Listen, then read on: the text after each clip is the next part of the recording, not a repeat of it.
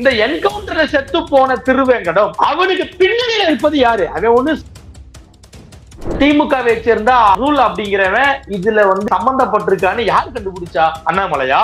பாஜக கவர்மெண்ட்டுக்கு கீழே இருக்கக்கூடிய சிபிஐயா? இவன் குற்றச்சாட்டு வைக்கக்கூடிய திமுக அரசாங்கத்துக்கு கீழே இருக்கக்கூடிய காவல்துறை தானே கண்டுபிடிச்சு உள்ள வச்சிருக்கு. அதை இவனுமோ ஸ்பெஷலா கண்டுபிடிச்சு பேசுற மாதிரி பேசிக்கிட்டு இருக்காரு அண்ணாமலை. உன் கட்சிக்காரனை பத்தி நீ எப்ப பேச போற? ஒட்டுமொத்த தமிழ்நாடே உன் கட்சியை சம்பந்தப்படுத்தி பேசிக்கிட்டு இருக்கு. எப்ப நீ எங்கேயாவது இந்த சீமா இந்த ஆருத்ராவை பத்தி மூச்சு விட்டுருப்பானா? நான் கேட்கிற சோறு தானே சாப்பிடுறேன். ஆருத்ராவில ஆயிரக்கணக்கான மக்கள் பணத்தை போட்டு ஏமாந்து நடுத்தரோட நின்று 50 பேருக்கு மேல தற்கொலை செஞ்சுக்கிட்டாங்களே, அவங்களும் தமிழ் குடிகள் தானே. எங்கேயாவது பேசியிருப்பானா?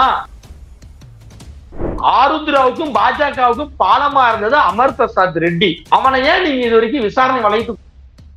காங்கிரஸ் தலைவர் சொல்லியிருக்காங்க, விசிக தலைவர் அவர்கள் சொல்லியிருக்காங்க, பல்வேறு அரசியல் தலைவர்கள் இதனை வலியுறுத்தி பேசியிருந்தோம். காவல்துறை விசாரிக்க மறுப்பு. ஒருவேளை பாஜகவின் கைக்கூலிகளாக தமிழக காவல்துறை செயல்படுதாங்கிற ஐயம் திரு ஆம்ஸ்ட்ராங் அவர்களினுடைய கொலை வழக்குல சீமானுக்கும் சம்பந்தம் இருக்கு. சாட்டை துரைமுருகன் பேசினார். ரூட்ஸ் நேயர்களுக்கு வணக்கம்.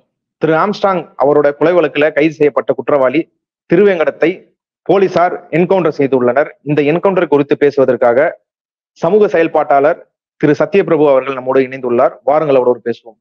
தொடர் வணக்கம். வணக்கம் பிரதர். காவல்துறை நடத்திய இந்த என்கவுண்டரை நீங்க எப்படி பாக்குறீங்க? பிரதர், நம்மளை பொறுத்த வரைக்கும் என்கவுண்டர்ங்கிறதே மனித உரிமை மீறல், அது கூடாத ஒரு விஷயம்.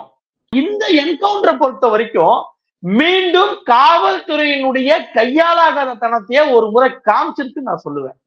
ஏன்னா இந்த என்கவுண்டர்ல செத்து போன திருவேங்கடம், அதாவது காவல்துறை சொல்வது போல திரு ஆம்ஸ்ட்ராங் அவர்களை அவன் தான் வெட்டான்னு வச்சுப்போமே, அவனுக்கு பின்னணியில இருப்பது யாரு? அவன் ஒண்ணு சாதாரணமாலாம் ஸ்கெட்ச் போட்டு போற போக்குல சரி விஷயம் இது கிடையாது. இதுக்கு பின்னாடி ஒரு பெரிய டீம் ஒர்க் இருக்கணும், ஒரு பெரிய லாங் ப்ராசஸ் இருக்கணும். இதற்கு பின்னாடி ஒரு பெரிய கையினுடைய வேலை இருக்கு. அதாவது இதற்கு மிகப்பெரிய பலம் அவசியம். இதெல்லாம் தாண்டி இதற்கு பெருமளவுல பணம் செலவு செய்யப்பட்டிருக்கணும், பெருமளவுல பல விதமான உதவிகளும் இருந்திருக்கும். அப்ப இதெல்லாம் செஞ்சது யாரு? அப்ப இதுக்கு காரணம் யாரு? இதுக்கு செலவு செஞ்சது யாரு? இதுக்கு பின்னணியில இருந்தது யாரு? இதற்கு காரணம் முழுக்க முழுக்க அரசியல் மட்டுமா அல்லது வேறு ஏதேனும் காரணங்கள் இருக்கா? அப்ப அதற்கு யார் காரணம்? இப்படி எதுவுமே சொல்லாம அதாவது குறைஞ்சபட்ச வெளிப்படைத்தன்மை கொஞ்சம் கூட இல்லாம இதன் சார்ந்து மக்கள் மத்தியிற்கும் ஒரு சரியான விளக்கம் இல்லாமல், நீதிமன்றத்திற்கும் ஒரு சரியான விளக்கம் இல்லாமல் போற போக்குல ஒருத்தனை என்கவுண்டர் பண்றதுங்கிறது ஏத்துக்க முடியாத ஒரு நடவடிக்கை. இதன் மூலமா காவல்துறை அதாவது திரு ஆம்ஸ்ட்ராங் அவர்கள் சாவறதுக்கு முன்னாடியும் அவங்க எப்படி கோட்டை விட்டாங்களோ அது போல அவர் இறந்ததுக்கு அப்புறமும் இந்த விஷயத்த செஞ்சிருக்க கூடாது அப்படின்னு நான் சொல்றேன். இந்த கொலை வழக்குல திமுகவை சார்ந்த நபர் கைது செய்யப்பட்டிருக்காரு. திமுகவோட ஆட்கள் இதுல இன்வால்வ் ஆயிருக்கிறதுனால இந்த என்கவுண்டர் மூலயமா திமுக உண்மையான குற்றவாளிகளை மறைக்க முயற்சிக்குதுன்னு சொல்லி பாஜகவோட மாநில தலைவர் திரு அண்ணாமலை அவர்கள் ஒரு குற்றச்சாட்டு வச்சிருக்காங்க. இது எப்படி பாக்குறீங்க? தப்பு செஞ்சவன் திமுகவா இருந்தாலும் அதிமுகவா இருந்தாலும் எந்த கட்சிக்காரனா இருந்தாலும் அவன் தண்டிக்கப்படணும், அதுல மாற்று கருத்தே இல்லை. அதாவது என்னமோ அந்த திமுக காரன் சம்பந்தப்பட்டது அண்ணாமலை என்னமோ ஸ்பெஷலா இன்வெஸ்டிகேஷன் பண்ணி கண்டுபிடிச்சு பேசுற மாதிரி பேசிக்கிட்டு இருக்காரு. இப்ப அந்த திமுகவை சேர்ந்த அருள் அப்படிங்கிறவன் இதுல சம்பந்தப்பட்டிருக்கான்னு யார் கண்டுபிடிச்சா? அண்ணாமலையா? இல்ல அவங்களுடைய பாஜக கவர்மெண்ட்டுக்கு கீழே இருக்கக்கூடிய சிபிஐயா? இவன் குற்றச்சாட்டு வைக்கக்கூடிய திமுக அரசாங்கத்துக்கு கீழே இருக்கக்கூடிய காவல்துறை தானே கண்டுபிடிச்சு உள்ள வச்சிருக்கு. அப்ப திமுக கவர்மெண்ட் தானே திமுக கார சம்பந்தப்பட்டிருந்தாலும் தூக்கி உள்ள வச்சிருக்கு. அதை இவனுமோ ஸ்பெஷலா கண்டுபிடிச்சு பேசுற மாதிரி பேசிக்கிட்டு இருக்காரு அண்ணாமலை. உன் கட்சிக்காரனை பத்தி நீ எப்ப பேச போற? ஒட்டுமொத்த தமிழ்நாடே உன் கட்சியை சம்பந்தப்படுத்தி பேசிக்கிட்டு இருக்கு. எப்ப நீ பேச போற? இந்த ஆருத்ரா விஷயத்துல ஒரு பெரிய மோதல் இருந்திருக்கு, அதனை தொடர்ந்து ஒரு பெரிய சர்ச்சை இருந்திருக்கு, அதனை தொடர்ந்து ஒரு பெரிய பிரச்சனை இருந்திருக்கு. இந்த ஆருத்ராவை மையப்படுத்திய பிரச்சனையும் இந்த ஆம்ஸ்ட்ராங் அவர்களுடைய கொலை வழக்குல பின்னணியில ரொம்ப ஸ்ட்ராங்கா பேசப்படுது. இதன் சார்ந்து நாடாளுமன்ற உறுப்பினர் திருமாவளவன் அவர்கள் கூட சிஎம் கிட்ட கோரிக்கையா வச்சிருக்காங்க. அதெல்லாம் கடந்த அந்த ஆருத்ராவினுடைய நிர்வாக இயக்குனராக இருந்த ஹரிஷ்ங்கிறவன் இந்த பாஜகவுல மாநில பொறுப்புல இருந்தான். அவன் ஜெயில இருக்கா, அவன் அப்ளை பண்ண பெயில் பிட்டிஷனை கூட கேன்சல் பண்ணிட்டான் இந்த விஷயம் வந்ததுக்கு அப்புறம். இப்படி இருக்க சூழல்ல இத பத்தி அண்ணாமலை நீ ஏன் பேச மாட்ற? இத பத்தி நீ ஏன் மூச்சு விட மாட்ற? இன்னைக்கு இருக்கக்கூடிய பெரும்பாலான அக்யூஸ்டுங்கெல்லாம் உன் கட்சியில தானே இருக்காங்க. இந்த கொலை வழக்குல ஒருத்தனுடைய பெயர் அடிப்படுது, அவன் பெயர் ஆற்காடு சுரேஷ், அவனுடைய காதலியான அஞ்சலை கூட உன் கட்சியில தான் இருக்காங்க. இப்படி பல பிரச்சனைகள்லாம் உன் கட்சியை சுத்தி தான் இருக்கு. அப்ப அதை பத்தி நீ ஏன் பேச மறுக்க மாட்ட? திமுகவை சார்ந்தவங்களை விசாரிக்கிறாங்க, அதுல மாற்று கருத்து இல்ல. இன்னமும் திமுகவில் இருக்கக்கூடியவங்களுடைய பெயர் அடிப்பட்டா அவர்கள் விசாரிக்கப்படணும், அவர்கள் தண்டிக்கப்படணும், அதுல மாற்று கருத்து இல்ல. ஆனா உன் கட்சிக்காரன நீ என்னைக்கு பேச போற அப்படிங்கிறது நம்ம கேள்வி பிரதர். இதுல அண்ணாமலை பேசுறதுக்கு ஒரு எல்லா அளவும் தகுதி இல்லைன்னு நான் சொல்லுவேன். இந்த என்கவுண்டர் நடத்தியது மூலியமா தமிழக காவல்துறை உண்மை குற்றவாளிகளை காப்பாற்ற முயற்சிருக்கிறாங்க. நேர்மையான விசாரணை ஆம்ஸ்ட்ராங் அவர்களோட கொலை வழக்குல வேணும்னா இந்த வழக்கு சிபிஐக்கு மாற்றப்பட வேணும்னு சொல்லி எதிர்கட்சி தலைவர் எடப்பாடியார் இருக்கட்டும், இல்ல பாஜகவோட மாநில தலைவர் அண்ணாமலையா இருக்கட்டும், ஏன் நாம் தமிழர் கட்சியோட ஒருங்கிணைப்பாளர் சீமான் அவர்களா இருக்கட்டும், எல்லாரும் ஒரே குரல்ல சிபிஐக்கு மாத்தணும்னு சொல்லி ஒரு கோரிக்கை வைக்கிறாங்களே. சிபிஐக்கு இந்த வழக்கை மாற்றுவது சரியா? அப்பதான் நேர்மையான விசாரணை நடக்குமா? உங்களோட பார்வை என்ன? சிபிஐ பெருசா இது வரைக்கும் எந்த வழக்குலையும் பெருசா கிழிச்சது இல்ல அப்படின்னு நம்ம இந்திய நாட்டு மக்களுக்கே தெரியும். சிபிஐயால இது வரைக்கும் பெரிய பிரயோஜனம் இல்ல. சிபிஐ பெருசா விசாரிச்சு நிறைய வழக்குகளை சக்சஸ்ஃபுல்லா முடிச்சதா இதுவரை அப்படி எந்த விதமான ஹிஸ்டரியும் கிடையாது. ஒண்ணு, இப்ப நாம பேசிட்டு இருக்க நேரத்துல இன்று மாலை பாத்தீங்க அப்படின்னா ஸ்டெர்லைட் துப்பாக்கி சூட பத்தி ஹைகோர்ட் ஒரு விஷயத்த சொல்லியிருக்கு. என்னன்னா, ரொம்ப வருந்தத்தக்க வேண்டிய ஒரு விஷயம். இந்த 13 பேர் கொலை செய்யப்பட்டது முன்பே திட்டமிட்டு, அதாவது முன்னாடியே திட்டமிடப்பட்டது போல இருக்கு. இது ஒரு முதலாளி சொன்னதை கேட்டு நடந்தது போல இருக்கு. அது மட்டும் இல்லாம இதுல ஈடுபட்ட IAS, IPS உள்ளிட்ட அனைத்து அதிகாரிகளின் சொத்துக்களையும் லஞ்ச ஒழிப்புத்துறை ஆய்வு செய்யணும்.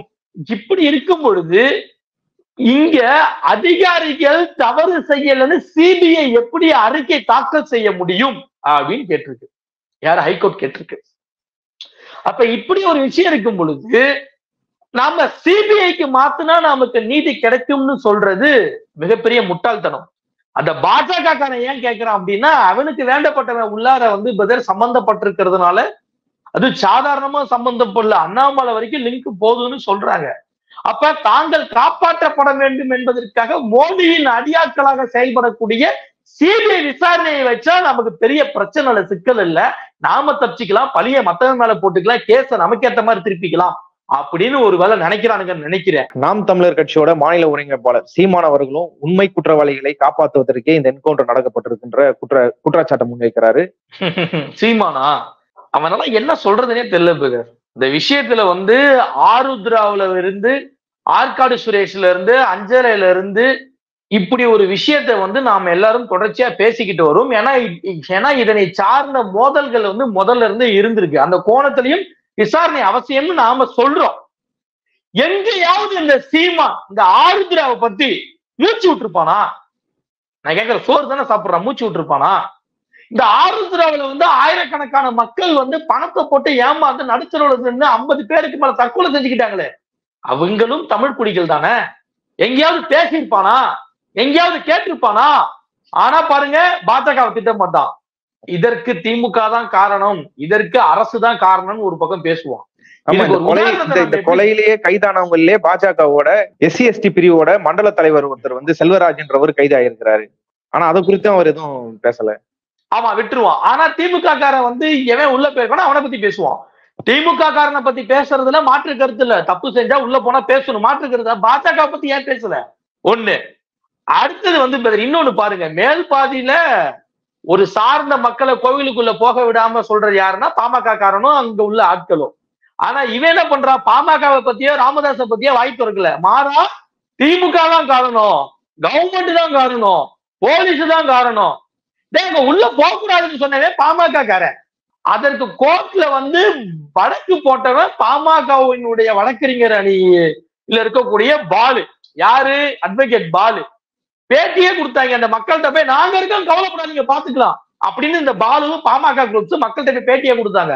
ஆனா இங்க தப்பி தவறி கூட பாமகவை பத்தி ராமதாஸை பத்தி வாய் திறக்க மாட்டான். பிரச்சனைக்கு யார் காரணமா அவங்கள பத்தி வாய் திறக்க மாட்டான். மாறாக அதற்கு நேர் எதிராக இருக்கக்கூடியவர்களை பத்தி தான் பேசுவான். எப்படி ஜோடிச்சு பேசுவான். அடுத்தது ஸ்டெர்லைட்ல நடந்த துப்பாக்கி சூடு பத்தின விசாரணைக்காக அமைச்ச விசாரணை கமிஷனை அதாவது விசாரிச்சு நடத்தின அருணா ஜெகதீசனுடைய அறிக்கையே என்ன சொல்லுது அப்படின்னா, நிமிஷத்துக்கு நிமிஷம் எடப்பாடிக்கு எல்லா விஷயமும் போனுச்சு, அங்க இருக்கக்கூடிய அதிகாரிகள் எல்லாம் பிளான் பண்ணி தான் செஞ்சாங்க, நாய் சொல்ற மாதிரி தேடி தேடி சுட்டு கொலை செஞ்சிருக்காங்கன்னு அந்த இது சொன்னிச்சு. இன்னைக்கு ஹைகோர்ட்டுமே அதனை தான் வலியுறுத்தி சில விஷயங்களை சொல்லியிருக்கு.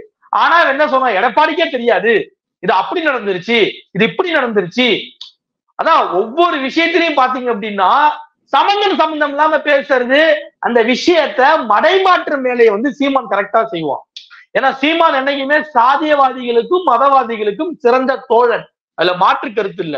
அப்ப இந்த விஷயத்திலே நீங்க எடுத்துக்கோங்க, இந்த கொலை வழக்குல பின்னணியில ஆருத்ராவினுடைய கட்ட பஞ்சாயத்து பெருமளவுல பேசப்படுது. அது உண்மையா பொய்யாங்கிறத விட விசாரணை வேணும்னு இவனுக்கே சொல்றதுக்கு துப்பு இல்ல. ஒண்ணு. இன்னொரு விஷயம் சொல்லணும் பிரதர், என்னன்னா சமீபத்துல பாஜகவில இருந்து வெளியே வந்த ட்ரிச்சி சூர்யா இன்னைக்கு ட்விட்டர்ல ஒண்ணு போட்டிருக்காரு. என்ன அப்படின்னா, அதாவது இந்த கொலை வழக்குல திரு ஆம்ஸ்ட்ராங் அவர்களினுடைய கொலை வழக்குல சீமானுக்கும் சம்பந்தம் இருக்கு அப்படிங்கிற மாதிரியான அந்த கட்சியினுடைய கொள்கை பரப்பு செயலாளராக இருக்கக்கூடிய சாட்டை துரைமுருகன் பேசின ஆடியோ இருக்கு, அந்த ஆடியோவை கூடிய சீக்கிரத்துல நான் ரிலீஸ் பண்ணுவேன் அப்படின்னு சொல்லியிருக்காரு.